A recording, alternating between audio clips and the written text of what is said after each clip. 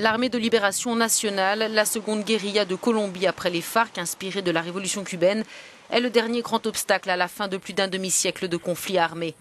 Depuis l'annonce le 30 mars dernier de l'ouverture prochaine de négociations officielles, après 2 ans de dialogue préparatoire en secret, rien ne s'est concrétisé. Le président colombien Juan Manuel Santos exige en effet qu'au préalable, l'ELN renonce aux prises d'otages. Les rebelles, eux, se refusent à tout geste unilatéral. En mai, ils ont séquestré 3 journalistes pendant plusieurs jours et continuent les enlèvements au risque de devenir la cible principale de l'armée colombienne. Puisque de leur côté, après 3 ans de négociations, le gouvernement colombien et les FARC ont signé tout récemment à La Havane un accord historique sur un prochain cessez-le-feu définitif et le désarmement de la rébellion.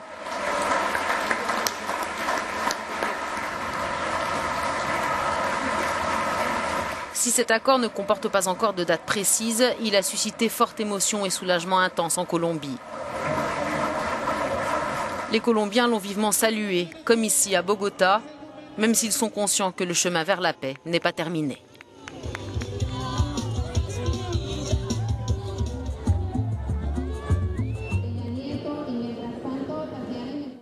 Je n'avais jamais entendu un seul mot concernant une décision politique pour favoriser le processus de paix, dit cette militante pour les droits de l'homme. Je suis tellement émue. Je pense que l'ELN prendra part à ce processus, car la Colombie mérite d'être un pays juste et un pays en paix.